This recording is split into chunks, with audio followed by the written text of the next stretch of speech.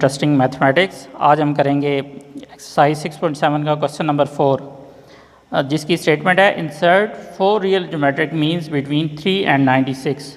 तो यहाँ पे आपने 3 और 96 के दरमियान 4 रियल ज्योमेट्रिक मीन्स जो हैं वो फाइंड आउट करनी है। तो हम इसमें सपोज कर लेते हैं let the required geometric means B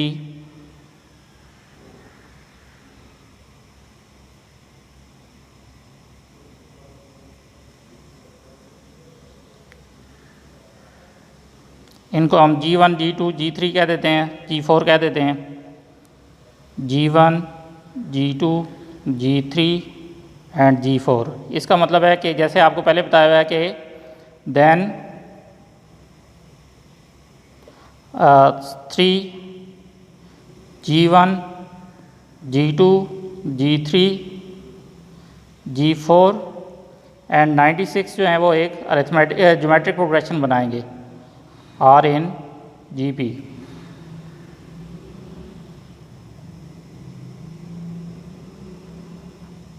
अब ये ज्योमेट्रिक प्रोग्रेशन बना रहे हैं। इस ज्योमेट्रिक प्रोग्रेशन का पहला जो नंबर है वो A1 है, यानी कि पहली जो टर्म है वो A1 है, और ये जो 36 जो टर्म है वो आपके पास 96 है। जैसा कि आपको पता है कि AN का फार्मूला होता है AN is equal to A1 R raised to the power n minus 1 for geometric progression. किसी ज्योमेट्रिक प्रोग्रेशन के लिए nth टर्म का फार्मूला होता है A1 R raised to the power n minus 1। हम अगर n की जगह 6 पुट कर लें तो ये A6 हो जाएगा A1 R raised to the power 5। तो A6 की वैल्यू हमारे पास 96 है, A1 हमारे पास 3 है, 3 R raised to the power 5। हम यहाँ से R की वैल्यू फाइंड आउट करना चाहते हैं। 3 उधर मल्टीप्लाई हो रहा है, अगर लेफ़्ट साइड पर लेकर आएंगे तो ये डिवाइड हो जाएगा, तो R raise to the power 5 की वैल्यू आ जाएगी 3 3 ज़ार 9, 3 2 ज़ार 6। तो R5 की वैल्यू यहाँ से हमारे पास 32 आ गई है। 32 होता है 2 रेज़ टू द पावर 5। दोनों साइड को अगर बेस कंपेयर कर लें तो यहाँ से हमारे पास R की वैल्यू 2 आ जाती है। तो ये R की वैल्यू हमारे पास यहाँ से 2 आ गई है। हमें अब फाइंड आउट करना है G1, G2, G3 की वैल्यूज़। तो G1 आपके पास होता है सेकंड एलिमेंट है, A2 है, A2 इसका मतलब है A1 R के बराबर है।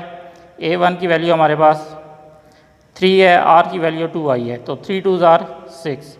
इस तरह से G2 जो है हमारे पास वो थर्ड एलिमेंट है, थर्ड मेंबर है, A3 है। A3 का मतलब A1 R raise to the power 2। A1 की वैल्यू 3 है, R की वैल्यू 2 है। 2 का स्क्वायर लेंगे तो ये 4 आ जाएगा, 3 4 ज़ार 12।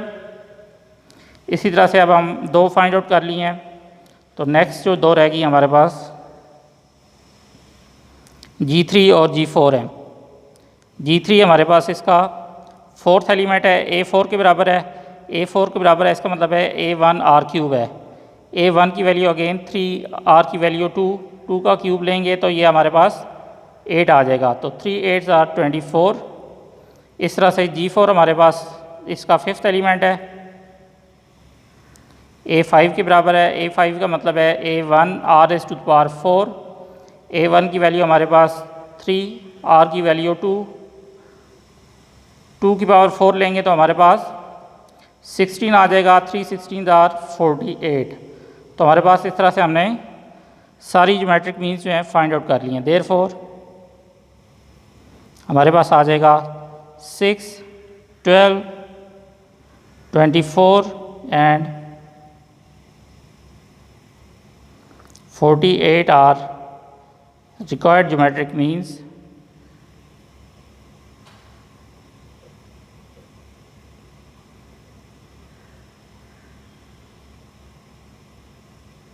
between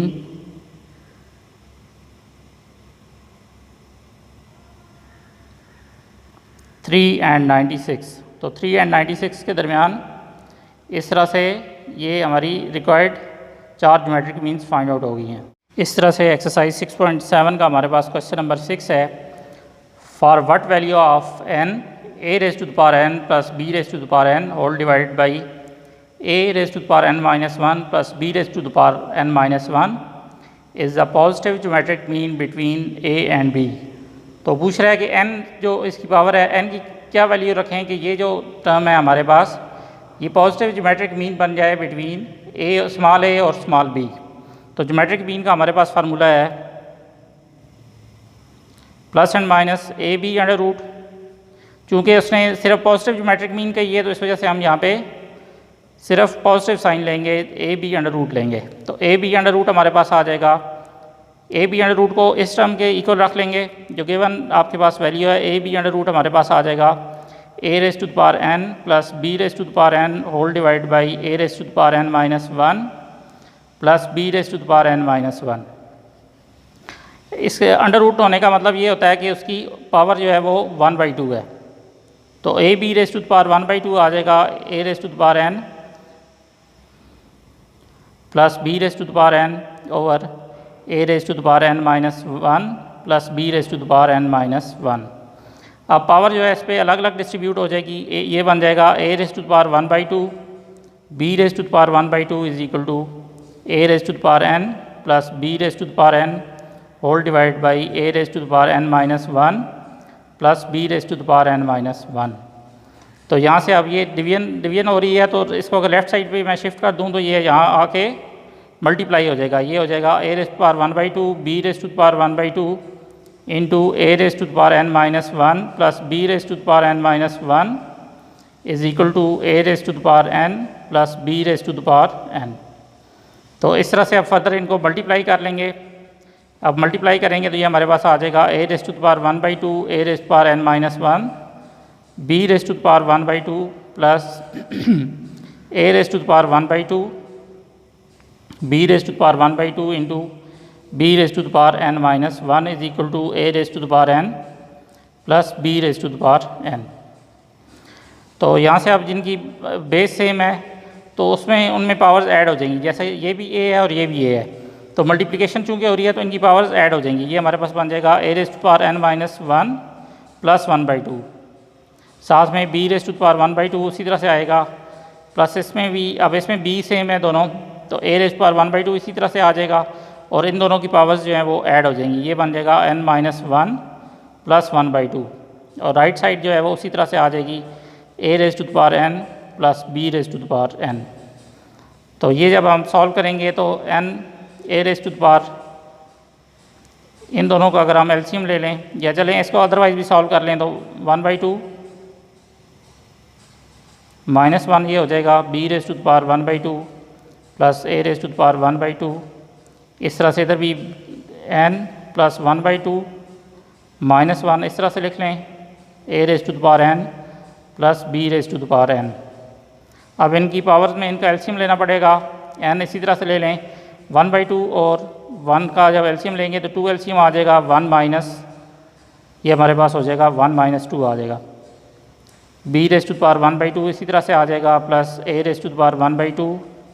इस तरह से इधर भी हम इनका एलसीएम ले लेंगे। n को छोड़ दें हम, बाकी 1/2 और 1 का अगर एलसीएम लेंगे तो 2 एलसीएम आ जाएगा।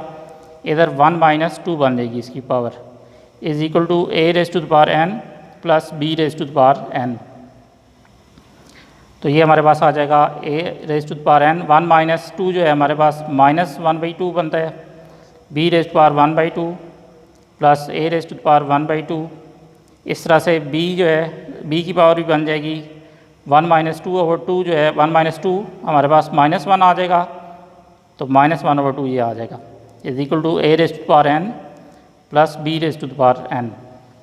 तो इस तरह से हमने यहाँ पे अब फर्दर इनमें से इनको एडजस्ट कर लेना है। A raise to the power n वाली टर्म को लेफ़्ट साइड पे लेकर आते हैं, इधर आके ये minus A raise to the power n हो जाएगा। इस तरह से इस वाली टर्म को हम राइट साइड पे ले जाते हैं। जब राइट साइड पे लेकर जाएंगे तो ये भी minus A raise to the power 1/2 B raise to the power n minus 1/2 बन जाएगा। तो अब इसमें से देखें तो a raise to the power n को पावर जो है उसको भी थोड़ा सा अरेंज कर लेते हैं। उसको कर लेते हैं हम a raise to the power n minus 1/2 plus 1/2।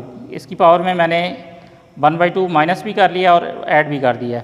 इसका इस तरह से यहाँ पे भी हम ऐसे ही करेंगे n की power minus 1/2 plus 1/2 minus A raise to the power 1/2 B raise to the power n minus 1/2।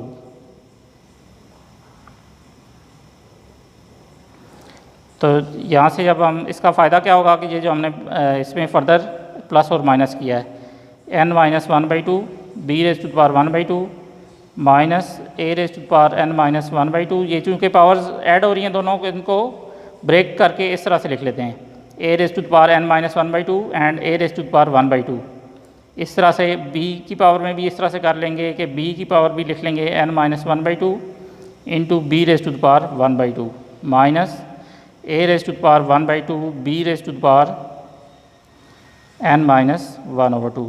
इसका फ़ायदा क्या हुआ है? इसका फ़ायदा ये हुआ है कि इधर पहली दोनों टर्म में से a raise to the power n minus 1/2 जो है ये कॉमन ले सकते हैं। जब ये कॉमन लेंगे यहाँ से तो इधर बच जाएगा हमारे पास b raise to the power 1/2 minus a raise to the power 1/2। इस तरह से इन दोनों टर्म्स में से भी हम b raise to the power n minus 1/2 common ले सकते हैं। जब कॉमन लेंगे तो ये आ जाएगा b raise to the power 1/2 minus a raise to the power 1/2। यहाँ से हम सारा फैक्टर जो है राइट साइड पे डिवाइड कर लेते हैं। ये हमारे पास आ जाएगा a raise to the power n minus 1/2 into b raise to the power 1/2 minus a raise to the power 1/2। वो इधर आके ये डिवाइड होगा तो राइट साइड पे सिर्फ 1 बच जाएगा। लेफ़्ट साइड पे हमारे पास आ जाएगा b raise to the power n minus 1/2 into b raise to the power 1/2 minus a raise to the power 1/2। Right side पे सिर्फ हमारे पास 1 बच जाएगा। तो ये दोनों टर्म्स आपस में कैंसिल आउट हो रही हैं। ये हमारे पास आ जाएगा a raise to the power n minus 1/2 over b raise to the power n minus 1/2 is equal to 1। इन दोनों की पावर्स अब सेम है। इसको चाहे तो हम इस तरह से लिख सकते हैं a और b whole raise to the power n minus 1/2। और ये एक इसको a और b की 1 को अगर a और b की पावर में लिखना चाहें तो a और b raise to the power 0 आएगा, क्योंकि किसी भी नंबर की पावर 0 रेज़ करें तो वो आंसर उसका 1 आता है। तो इस तरह से अब ये दोनों बराबर आ गए हैं तो पावर्स कंपेयर कर लें या एक्सपोनेंट्स कंपेयर कर लें। Comparing exponents on both sides. Exponent कहते हैं पावर को। दोनों साइड पे अगर पावर्स कंपेयर कर लें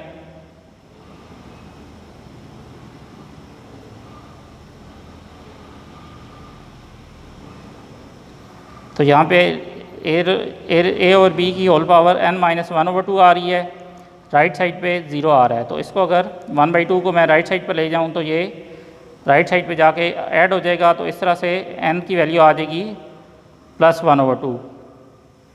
thank you very much for your patience.